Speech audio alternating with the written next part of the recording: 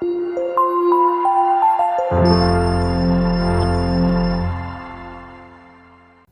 question. A company packages its milk powder in cylindrical container whose base has a diameter of 14 cm and height 20 cm. അപ്പോൾ നമുക്കിവിടെ cylindrical കണ്ടെയ്നറിന്റെ ഒരു figure തന്നിട്ടുണ്ട്.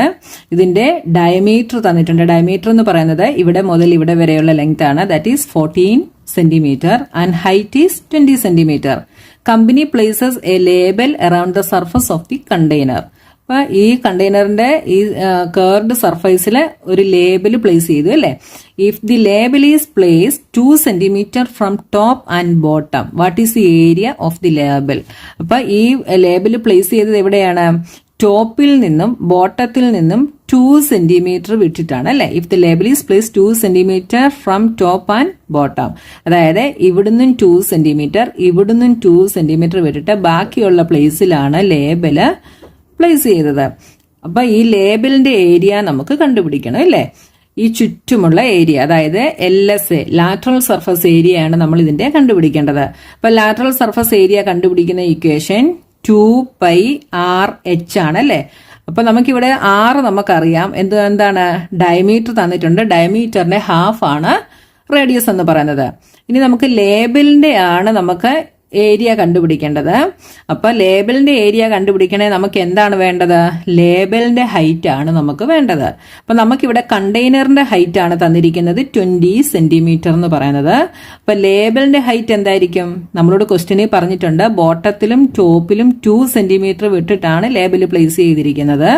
അപ്പൊ ഈ ലേബലിന്റെ height കണ്ടുപിടിക്കണമെങ്കിൽ ഈ കണ്ടെയ്നറിന്റെ ഹൈറ്റിൽ നിന്ന് ഈ 2 cm ഈ 2 cm നമ്മളങ്ങ് സബ്ട്രാക്ട് ചെയ്യണം. അപ്പൊ നമുക്ക് എന്ത് കിട്ടും? ഈ ലേബലിന്റെ ഹൈറ്റ് കിട്ടും. അതായത് ഇത്രയും ഹൈറ്റും നമ്മൾ സബ്ട്രാക്ട് ചെയ്യുന്നു. അപ്പൊ നമുക്ക് ലേബലിന്റെ ഹൈറ്റ് കിട്ടും. അപ്പൊ നമുക്ക് ഇങ്ങോട്ട് എഴുതാം. Diameter D is equal to 14 cm. അതിൽ നിന്ന് റേഡിയസ് എന്ത് വരും? 14/2 is equal to 7 cm. Height of the container is equal to 20 cm. നമുക്ക് ഇതിന്റെ ലേബലിന്റെ ഏരിയ കണ്ടുപിടിക്കണമെങ്കിൽ എന്തിന്റെ ഹൈറ്റ് ആണ് വേണ്ടത്? Height of the label. Height of the label is equal to എന്ത് വരും?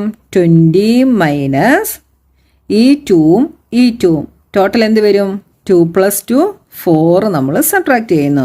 Is equal to 20 minus 2 + 2 4 is equal to 16 cm. അപ്പൊ ലേബലിന്റെ height നമുക്ക് കിട്ടിയ എത്രയാണ്? 16 cm. ഇനി നമുക്ക് ഈ ലേബലിന്റെ ഏരിയ കണ്ടുപിടിക്കാൻ ഈസിയാണ് അല്ലെ. അപ്പൊ ലേബലിന്റെ എന്ത് ഏരിയയാണ് നമ്മൾ കണ്ടുപിടിക്കേണ്ടത്?